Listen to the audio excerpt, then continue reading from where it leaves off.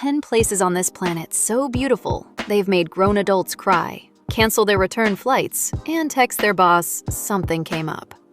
In the next 15 minutes, I'm showing you all 10. Where to go, what to do, what to see, and most importantly, what to eat when you get there. No boring travel tips, no pack light nonsense, just pure wanderlust and a dangerous amount of carbs. Let's go.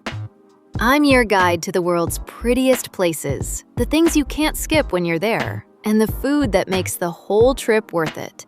We're going from ancient ruins to floating villages, from mountains that look photoshopped to beaches that make the ocean look fake. Let's start with a place so photogenic, it's basically the influencer capital of the planet. First up, Santorini, where every building is white, every door is blue, and every sunset makes you personally offended at your hometown skyline. This place was formed by a volcanic eruption, which honestly explains why it looks this dramatic. It's giving main character energy since 1600 BC. Head straight for the village of Iya at sunset. Yes, it's crowded. Yes, you'll be sharing your golden hour moment with 300 strangers and their selfie sticks. And yes, it's still completely worth it. Hop on a catamaran around the caldera and jump into the hot springs, which are genuinely warm thanks to the actual active volcano underneath you. Nothing says relaxing vacation like bathing next to a thing that could technically erupt. And can we talk about the food for a second? Fava, a creamy split pea puree that puts your aunt's bean dip to shame, and tomato keftedes, basically what happens when summer and a donut fall in love. Wash it down with a glass of Assyrtiko wine grown straight out of volcanic soil, because in Santorini, even the grapes had to be extra. Next up, Kyoto. Over 1,000 temples, cherry blossoms that fall like slow-motion confetti, and bamboo forests so green they look CGI'd. Walking through the Arashiyama Grove feels like you accidentally wandered into a Studio Ghibli film and no one's told you to leave yet. Get yourself to Fushimi Inari Shrine at sunrise, before the tour buses show up, so it's just you and a few thousand orange torty gates winding up a mountain. Very main character, very Instagrammable, very worth the early alarm. Then rent a kimono, wander Gion at golden hour, and accept that, yes, you look like a tourist, but a fabulous one. Now, the food. Kaiseki is a multi-course meal so beautifully plated, you'll feel a twinge of guilt actually eating it. Don't worry, the guilt passes after the first bite. Finish with a matcha soft serve that tastes like dessert finally went to therapy and figured its life out. Number 3 on the list, Machu Picchu, Peru. An entire city built on a mountaintop by hand over 500 years ago with zero power tools, and somehow it still looks better than most modern architecture. You hike for hours, you're exhausted, your legs hate you, and then the clouds part and you just stop talking. Everyone does. If you've got 4 days, hike the Inca Trail. If you don't, at least climb Huayna Picchu, the steep peak behind the ruins, so your Instagram caption can honestly say you earned that view. And when you finally reach that classic postcard angle from the sun gate, you'll realize every screensaver you've ever had was underselling it. Then reward those poor betrayed legs with lomo saltado, Peruvian stir-fried beef, with fries thrown right into the dish, because Peru looked at rice or fries and said, why not both? Feeling brave? Try cuy, roasted guinea pig. No judgment either way, but maybe don't look it up beforehand. Number 4, Paris, France. The Eiffel Tower sparkles every hour after sunset, like the city itself is showing off, and honestly, earned it. Sit by the Seine at golden hour, and you'll understand why an entire genre of movies exists just to romanticize this place. Skip the elevator line at the tower itself. Trust me, that line has aged people in real time. And go watch the sparkle show from Trocadero instead, glass of something in hand. Then wake up early and get lost in Montmartre before the crowds arrive. The whole activity is just wandering, and it's perfect exactly as it is. Obviously, you're getting a croissant. That's non-negotiable. But don't sleep on steak frites from a tiny corner bistro, and definitely don't skip a warm baguette, which will ruin every other bread you've eaten up to this point in your life. I'm sorry in advance. Your grocery store bread era is over. Next stop, we head to Bali, Indonesia. Rice terraces that cascade down hillsides like green staircases, waterfalls hidden in jungles, and temples perched on cliffs above crashing waves. It's the place where everyone's Instagram bio suddenly says wanderer after one trip. Go see the Tegalalang rice terraces near Ubud, then catch Uluwatu Temple at sunset, ideally with the traditional Kecak fire dance happening right there on the cliff edge, genuinely spine-tingling. Then go chase a waterfall or two. Teganungan or Sekumpul both deliver. Just bring water shoes and lower your expectations of staying dry, because you will not. Refuel with nasi goreng, Indonesian fried rice with a fried egg on top that fixes literally every problem in your life, romantic, financial, or otherwise. And babi guling, Balinese roast suckling pig, so well spiced your taste buds will file a formal complaint about every meal you've had before it. Number 6. Banff National Park, Canada. Turquoise glacial lakes so blue they look photoshopped, snow-capped Rockies, and wildlife that casually strolls by like it pays rent there.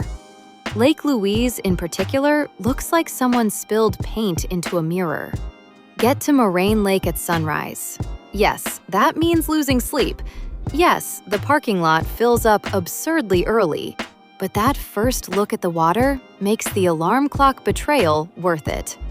Then rent a canoe on Lake Louise and paddle out toward the glacier, which is peaceful right up until you dip a hand in and remember that's literally glacier water. After all that, warm up with Canadian poutine, fries, cheese curds, gravy, zero regrets, and a butter tart for dessert, which is basically Canada's polite way of saying, we know sugar and we're not sorry. Number 7. Marrakesh, Morocco. A maze of markets, or souks, bursting with color, spices piled in mountains, and rooftop views over a city that hums with energy, from sunrise to way past midnight. Get lost on purpose. It's the whole point. Start at Jardin Majoel, a little garden of cobalt blue buildings and cactus that feels like walking straight into a painting. Then let the chaos of Jama El Fana Square swallow you whole after dark. Bartering in the souks is expected here, so channel your inner negotiator. Badly, at first, everyone does, and that's half the fun. Order the tagine, meat and vegetables slow-cooked in a cone-shaped clay pot until it basically falls apart from sheer happiness, and let someone pour you mint tea from a ridiculous height. It's part drink, part tiny theatrical performance, every single time. Number 8. The Maldives. Overwater bungalows, water so clear you can see fish judging your swimming form, and sunsets that turn the entire sky into a watercolor painting.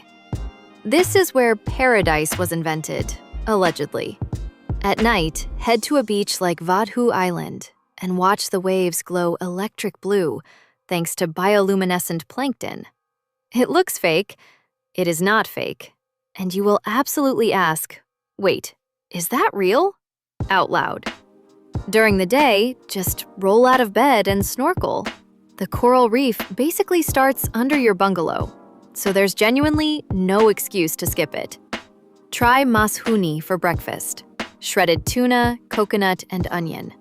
Because the Maldives took one look at cereal and said, absolutely not here. Then eat fresh grilled reef fish with your toes literally in the sand, which is just objectively better than a dining table. Number 9. Cappadocia, Turkey, where hundreds of hot air balloons rise over surreal rock formations at sunrise, And honestly, it looks like the sky is having a party you weren't sure you were invited to. Spoiler, you are. Even if you're not flying, grab a hilltop spot at Love Valley or Gorema for the sunrise launch. Watching hundreds of balloons lift off at once is one of those moments where everyone just goes quiet and stares. Later, go underground, literally, and explore ancient tunnel cities like Derinkuyu. Part history lesson, part why is my heart racing? I thought I liked tight spaces. For dinner, order testi kebab, meat and vegetables slow-cooked inside a sealed clay pot that gets cracked open tableside like a tiny, delicious archaeological discovery. Save room for baklava, which is so flaky it should honestly come with a warning label and possibly a moment of silence.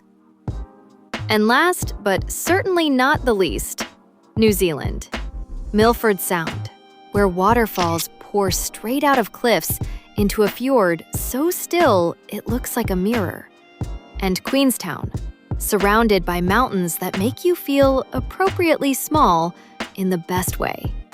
Cruise through Milford Sound, ideally right after rainfall, when dozens of temporary waterfalls suddenly appear off the cliffs, like the mountains showing off just for you. Then, in Queenstown, the self-declared adventure capital of the world, you can bungee jump off the original Kawarau Bridge if your nerves are feeling brave, or take the gentler route and ride the gondola up for a sunset view over the lake instead. No shame either way. I'm a gondola person myself. Refuel with a Ferg burger. Genuinely one of the best burgers on the planet. Don't argue with me on this one. And finish with Hokey Pokey ice cream. New Zealand's honeycomb-studded answer to why is dessert so good here, specifically? And that's 10 places that will absolutely wreck your travel budget, your shoe soles, and your grocery bill expectations forever. 10 sunrises, 10 must-do adventures, and enough food to make your dentist nervous. Which one's going on your list first? Drop it in the comments. I read every single one, mostly to plan my next trip vicariously through you. If this video gave you even 1 second of, okay, I need to go there, smash that like button, subscribe so you don't miss the next one, and turn on notifications so you never miss a new destination. Until next time, eat well, travel far, and go book that trip you've been putting off. See you in the next one.